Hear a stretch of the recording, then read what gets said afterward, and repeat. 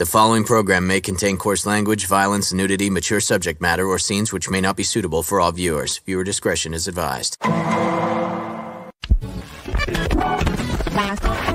All Hit Radio.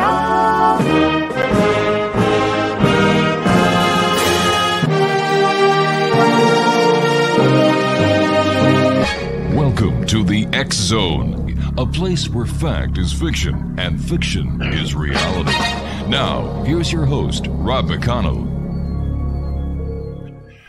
And welcome back to another edition of the X Zone. I am Rob McConnell. We're coming to you from our broadcast center and studios in St. Catharines, Ontario, Canada. If you would like to send us an email, xzone@xzoneradiotv.com, and on all social media sites, Xzone Radio TV.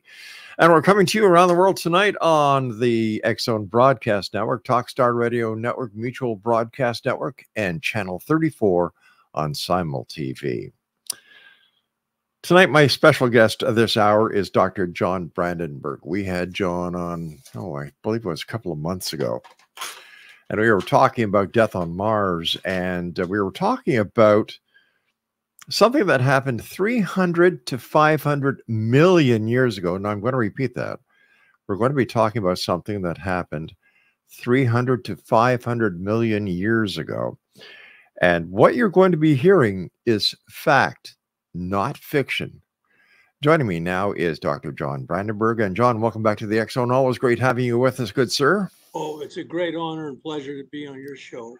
And to you, my friend, a very belated happy birthday. 70 orbits around the sun, the big 7-0. John, now beginning 70th first orbit. There you go. There you go. And many more orbits to come. Yes, of course. John, tell our listeners and viewers who may not have had the opportunity of listening and watching you the last time you were on the show, tell them about Dr. John Brandenburg. Well, I am a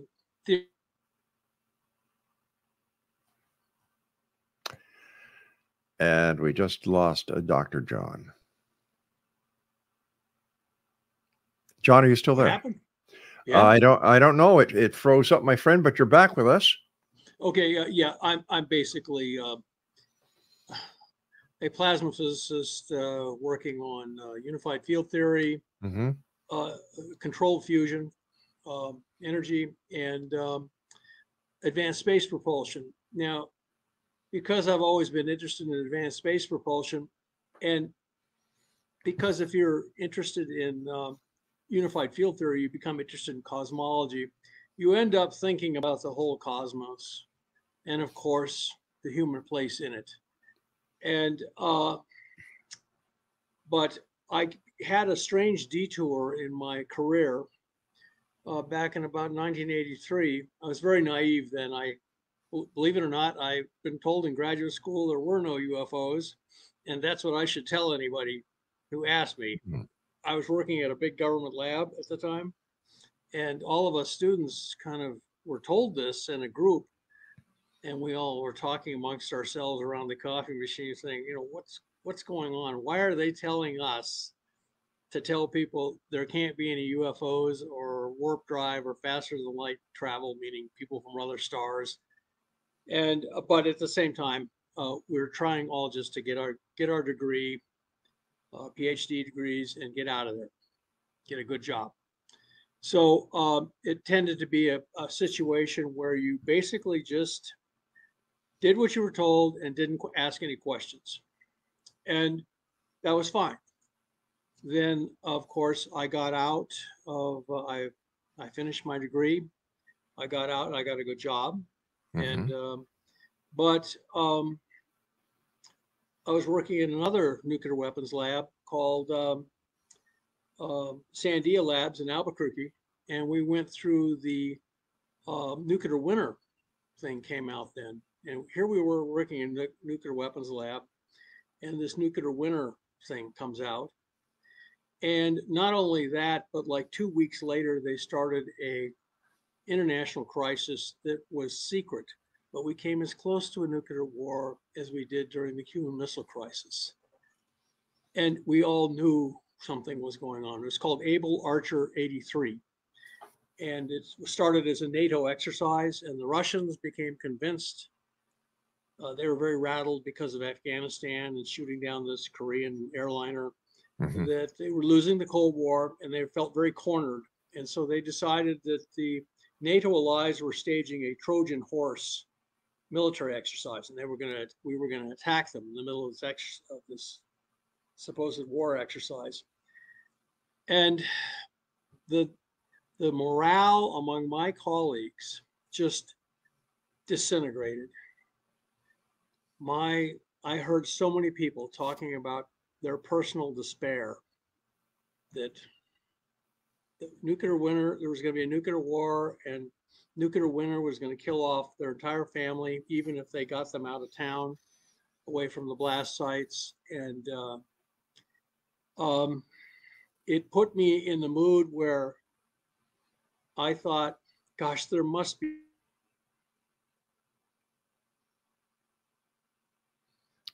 All right, and it seems that we have a freezing going on with Dr. John Brandenburg. He'll be back with us momentarily. Craig in Master Control is working on it. Mac Alexander in programming is working on it. We're trying to find out, and Dr. John Brandenburg is back with us. Welcome back, John. Yeah.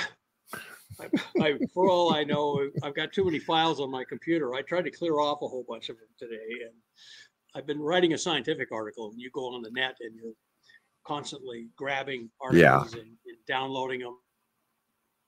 And we in any case, the morale at the lab collapsed. My own office mate, who was a happy-go-lucky character, turned to me one day. He was, I shared an office with him. He was a very pleasant fellow, very happy-go-lucky, but he turned to me in the middle of this one day and said, I used to think that if there was going to be a nuclear war, I was going to race home, get my wife and kids, and head out to the hills. But now I'm just going to get up on my rooftop, 6-pack of beer, and watch the whole thing go. And I'm just sitting there working on some equations, and suddenly he says this to me, and his name was Malcolm, and I said, Malcolm, what kind of beer do you think you'd be drinking?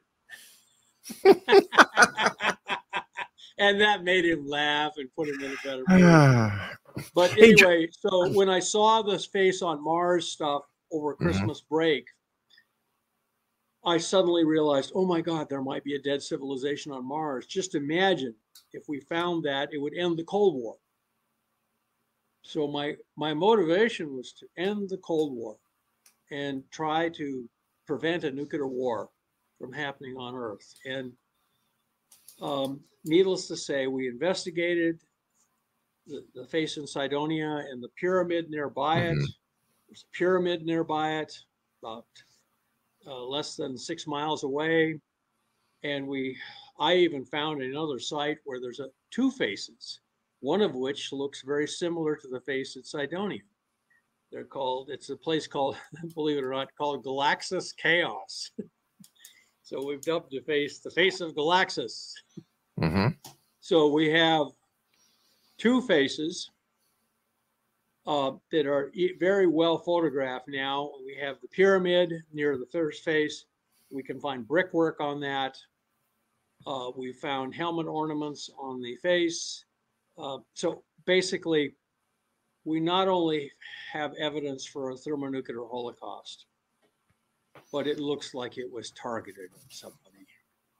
And that's the terrible, terrible, sad news about all of this. All right, before you go on, you were talking about a nuclear winter. And maybe I'm sure there are listeners out there who aren't very well acquainted with the term. So how would you describe a nuclear winter? A nuclear winter, believe it or not, was inspired by a dust storm observed on Mars that covered Mars from the North Pole to the South Pole for 6 months. It was back in 1971.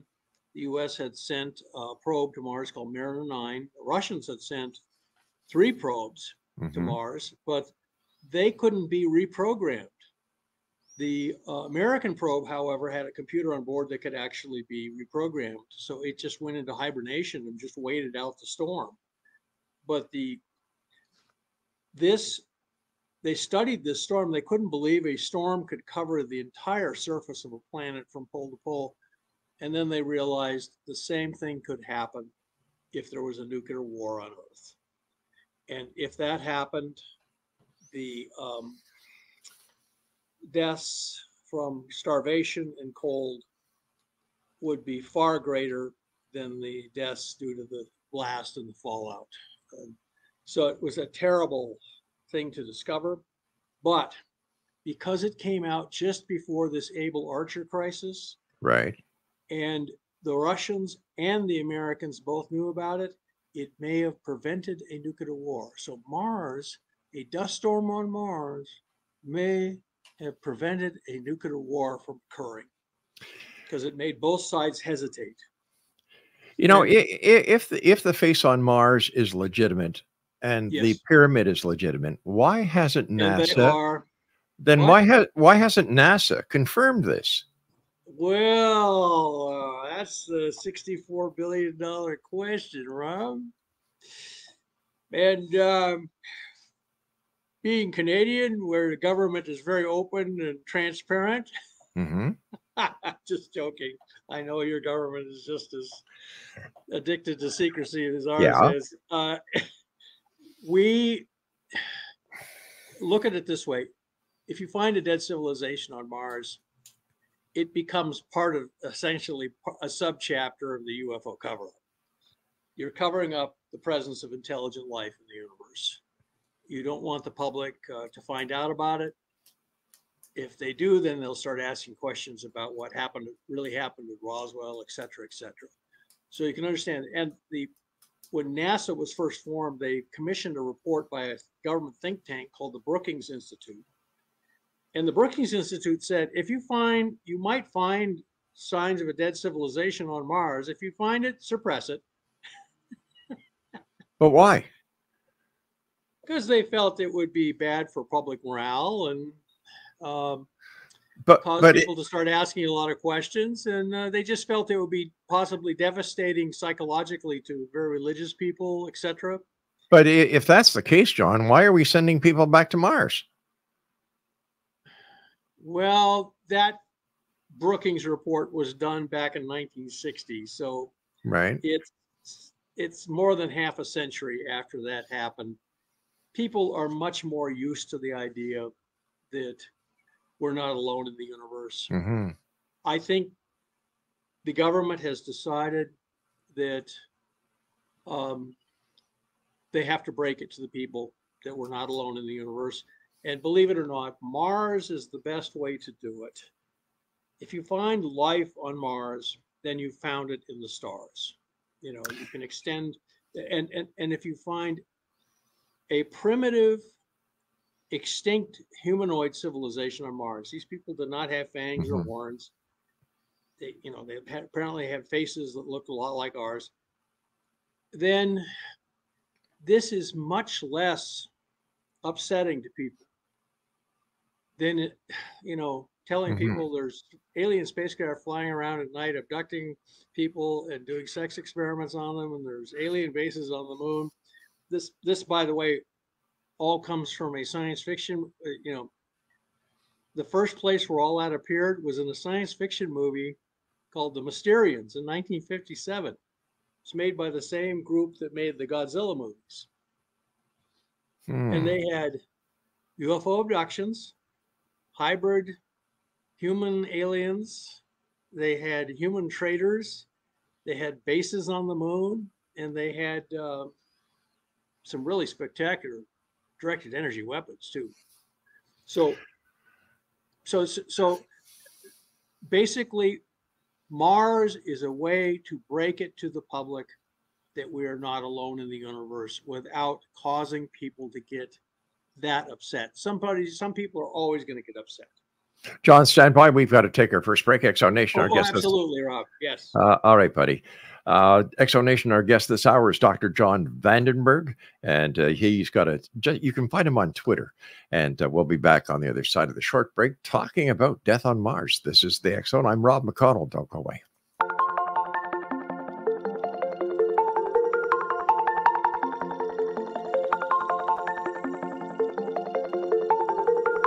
Question: what is the name of the unique blend of coffee you get that has been formulated by a neurologist, a neurobiologist, and a pharmaceutical chemist?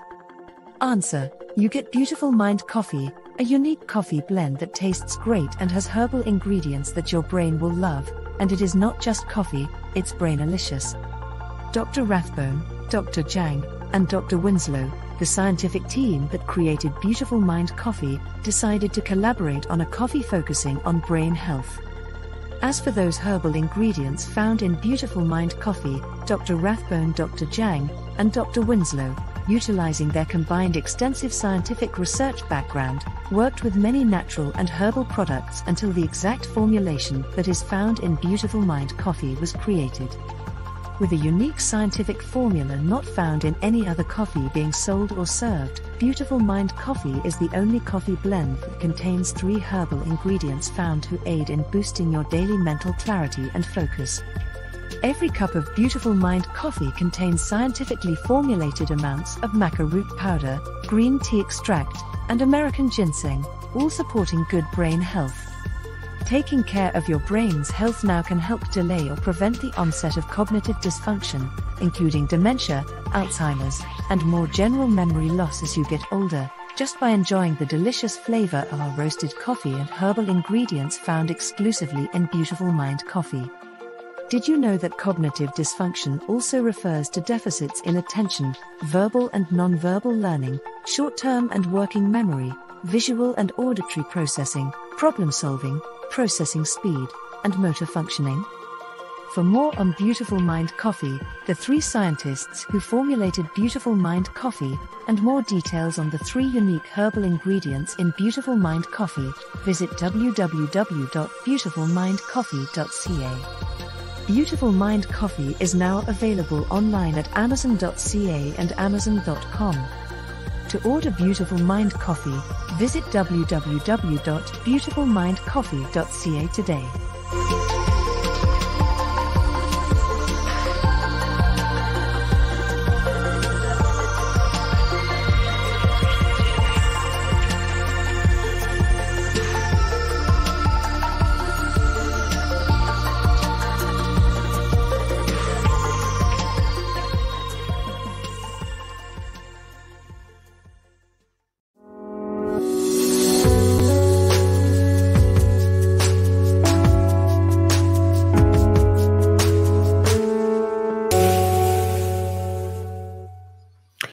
Welcome back, everyone.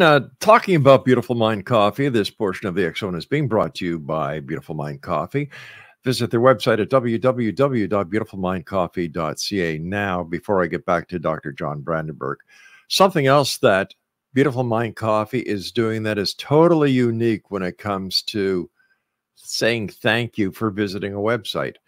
If you visit the Beautiful Mind Coffee website at www.beautifulmindcoffee.ca, you can get access to 50 exclusive TV channels, including the X-Zone TV channel, 95 online video games in 5 different languages, as well as thousands of movies on demand, all free.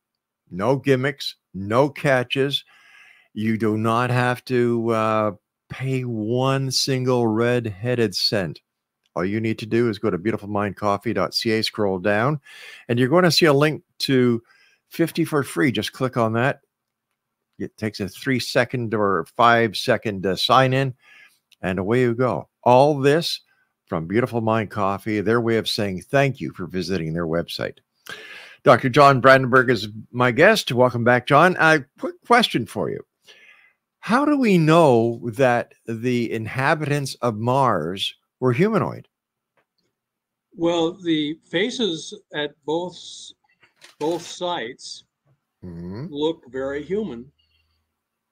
They look humanoid, right? And you remember the humanoid face, bihedral. It's symmetric right and left, and 2 eyes, nose, and mouth is found in a lot of other creatures on Earth besides just human beings. Everything from the praying mantis and to the primates, and then of course human race. And it's actually a very practical face if you're going to be a technological kind of creature, because it's flat. So you don't have a big nose in the way. So you can see stuff that's right below your face if you're working on something like arrowheads or basket weaving, something like that, something valuable. If you're a roving member of a tribe, hunter-gatherer tribe, this is a very practical arrangement for, having eyes, nose. Okay. So it's not, the faces are humanoid. They are not strictly human. But they're, at first glance, you just think this is a very human looking face, and it's on three of them, three faces. Now, what do you think the technical level or the advancement level of the planet Mars was at the time of its nuclear destruction? Sadly, it looks like it was quite primitive. It looks like Old Kingdom Egypt or the Mayans, old Mexico type of civilizations, building pyramids.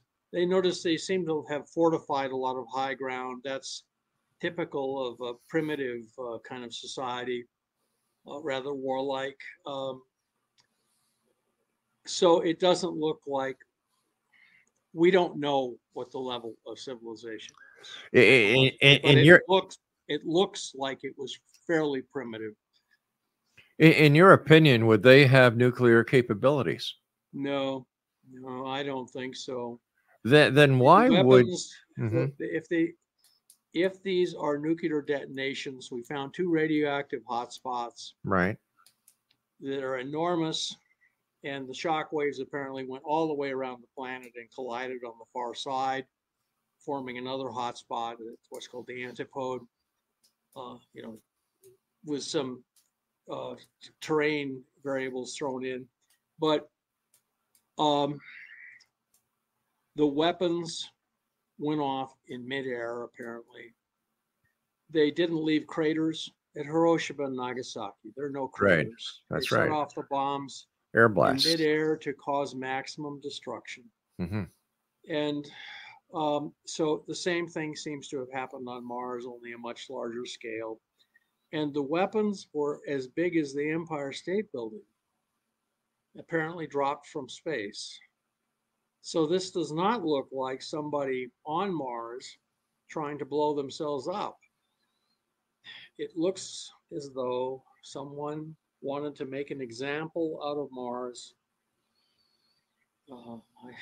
I've jokingly said Mars is Alderaan in Star Wars, They asked Governor Tarkin why Alderaan, and he says, well, the rebel base Tatooine, that's too remote to make a good example. We want to terrorize people.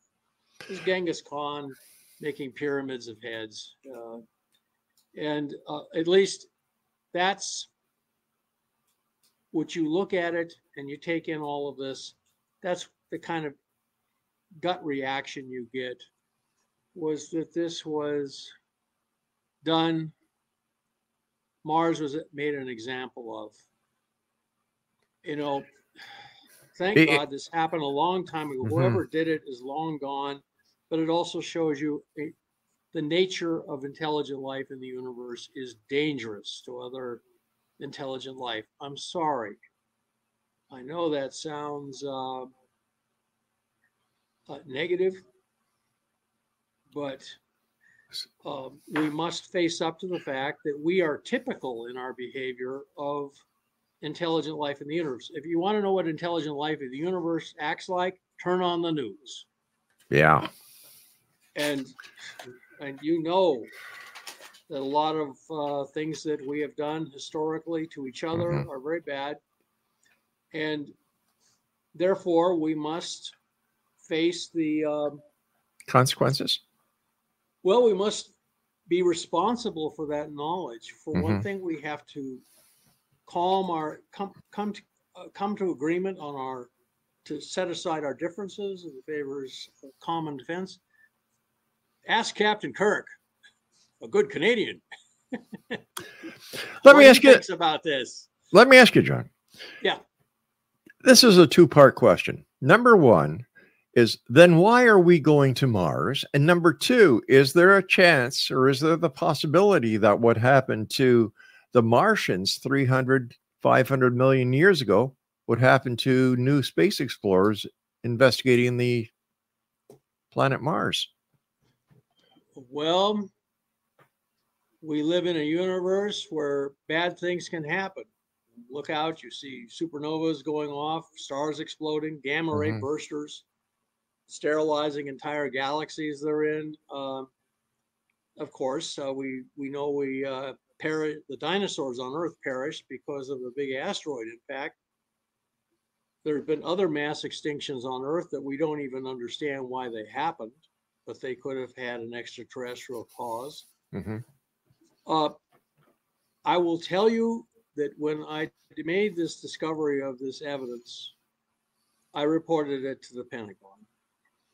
I didn't report it to NASA. I knew they wouldn't pay any attention to me. So I reported it to the Pentagon, and they sent somebody over to listen to my briefing. He took careful notes. He asked a lot of questions. And I said, what do I do with this discovery now that I've made it? And he said, we'll get back to you. And then they got back to me 6 weeks later, and they said, this was back in about 1990. No, it was actually about 2000, about the year 2000. And they said, through channels, they said, we see no reason why you shouldn't publish this. Which, so apparently they want this to come out. They want the best defense. If you're in the Defense Department and really trying to do your job, the best defense is an informed public who understands basic reality. We now understand we're not alone in the universe, and that we share the universe with people of like passions to ourselves, with all that implies, both good and bad. The Romulans are out there, and the Klingons, so are the Vulcans and the Andorians, if you want to use a Star Trek analogy. No disrespect, John, but how do we know we're not alone in the universe? Where's the proof? Oh, the proof is on Mars. But that's a theory. We found the pyramid has a square of brickwork missing from it. The face was rephotographed, and they rephotographed it deliberately from different lighting and different viewpoint than we'd seen before, so it looked very unfamiliar. It's got nostrils in the nose and ornaments on its helmet that are linear. And the same thing is true on the face at Galaxis Chaos, the one that looks like the face at Cydonia. So if you don't have to be a rocket scientist to figure out what this means. Not only that, we have lots of evidence that Mars was once a living planet. It's one of them is bright red. It's bright red because its surface is highly oxidized. It's red Georgia clay. It's got ferric iron in the ferric state, which is rust red, same color as our blood. It's called hematite, in fact. So I would argue that we have compelling evidence, basically proof that we're not alone in the universe, that people quite different from us developed independently on another planet, but they had enough similarities that we recognize their creations. So, and what we see on Mars, we can extend to the stars. Okay, but I go out at night and I look at the stars. Yeah, which I've done, and I wave. I mean, obviously the universe can't be that hostile, otherwise, we wouldn't be having this radio talk show. That's right. But well, obviously we have to make provision for, we have to become spacefaring. We have to go up to Mars, find out what happened to make sure it doesn't happen here. But what happens if we get to Mars and we find out that nothing happened? Well, then we would at least figure out how to get to Mars. It wouldn't And be what? a total loss. But why is no, that? now, But why is that important? Why go to a dead planet? oh, it's not dead. They found that in the spring Mm-hmm. and summer, the oxygen levels in the Martian atmosphere and methane levels, both the methane and oxygens are products of bacterial activity. Right. When it gets warmer on Mars in the northern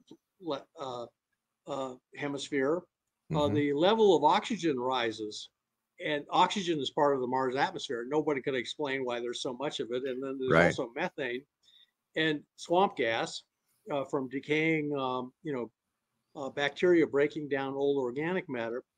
And that happens. So you have a cycle of oxygen and the methane rising in the atmosphere in the warm months, and then decreasing during the cold months. The bacteria shut down. So something is decomposing.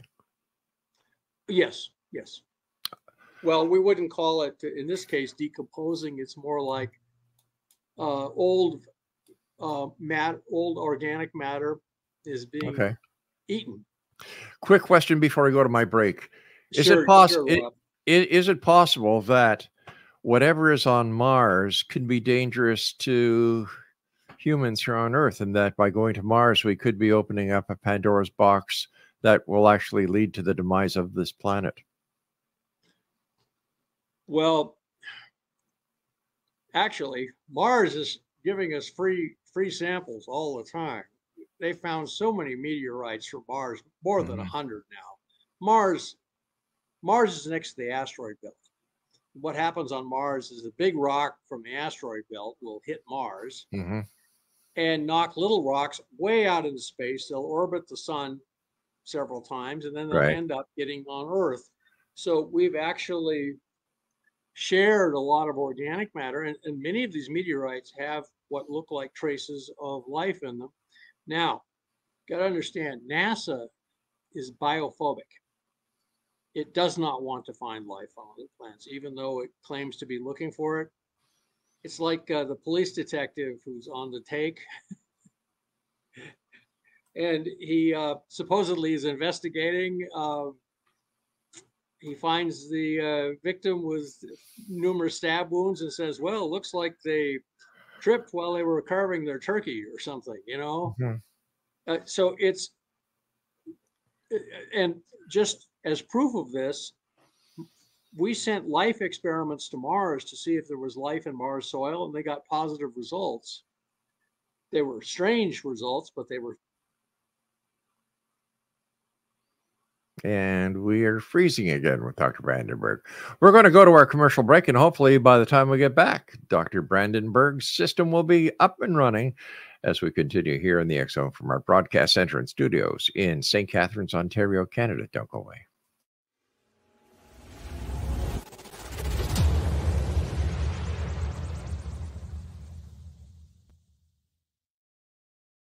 So I was watching the X Zone TV channel last night when I was abducted by aliens, and they kept repeating to me over and over again, simultv.com, simultv.com. What's simultv.com? That's what I asked them. They had it written on the side of their UFO. How do you spell that? UFO. No, I mean simultv.com. simultv.com. simultv.com. Right. simultv.com. Interesting that you were abducted by aliens in a simultv.com UFO last night. Oh, yeah? Yeah. Now that you mention it, I remember now last night I was awakened from a deep sleep. My great-grandmother was standing there. She said she'd come from the hereafter to tell me about simultv.com. She even spelled it out for me. simultv.com, sonny boy. simultv.com. simultv.com, sonny boy. Wow. Yeah. Guys, you'll never guess what my psychic guru just told me. simultv.com. Exactly. Are you guys psychic too? Of course. We all know about simultv.com. simultv.com.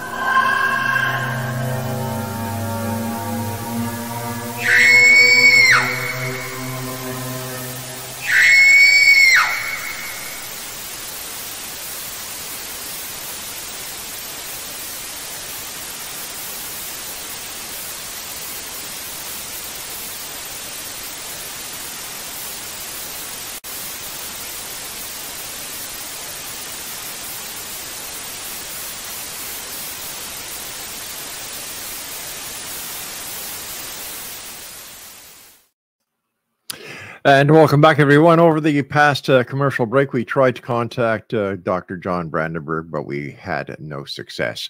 So, unfortunately, we are going to have to get the good doctor back on the show so we can further discuss his, I guess we can call them theories, since, I don't know, there's really no hard scientific proof that I'm aware of.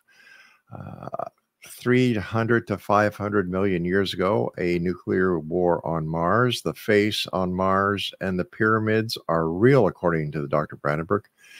And just give me a second here, explanation. I see no. You know, there's other questions that I wanted to ask Dr. Brandenburg, including his take on the moon hoax. Who knows? What we're going to do is we're going to take an early break here. We're going to play some features for you, members of the X-Zone Nation, who are tuned in to us on Simul TV. And I'll be back on the other side of the news at 6.5 minutes past the hour as the X-Zone continues right here from our broadcast center and studios in St. Catharines, Ontario, Canada. I'm Rob McConnell. Send me an email, xzone at xzoneradiotv.com.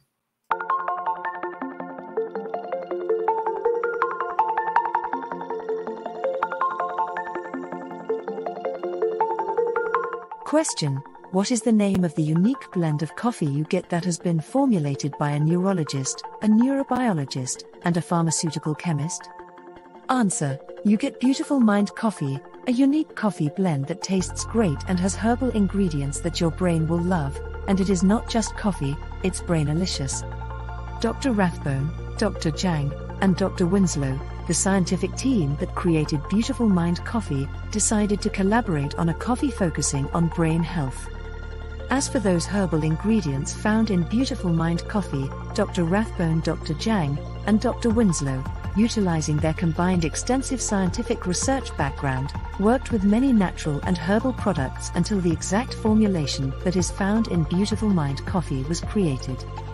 With a unique scientific formula not found in any other coffee being sold or served, Beautiful Mind Coffee is the only coffee blend that contains 3 herbal ingredients found to aid in boosting your daily mental clarity and focus. Every cup of Beautiful Mind Coffee contains scientifically formulated amounts of maca root powder, green tea extract, and American ginseng, all supporting good brain health. Taking care of your brain's health now can help delay or prevent the onset of cognitive dysfunction, including dementia, Alzheimer's, and more general memory loss as you get older, just by enjoying the delicious flavor of our roasted coffee and herbal ingredients found exclusively in Beautiful Mind Coffee. Did you know that cognitive dysfunction also refers to deficits in attention, verbal and non-verbal learning, short-term and working memory, visual and auditory processing, problem-solving, processing speed, and motor functioning? For more on Beautiful Mind Coffee, the 3 scientists who formulated Beautiful Mind Coffee, and more details on the 3 unique herbal ingredients in Beautiful Mind Coffee, visit www.beautifulmindcoffee.ca. Beautiful Mind Coffee is now available online at amazon.ca and amazon.com. To order Beautiful Mind Coffee, visit www.beautifulmindcoffee.ca today.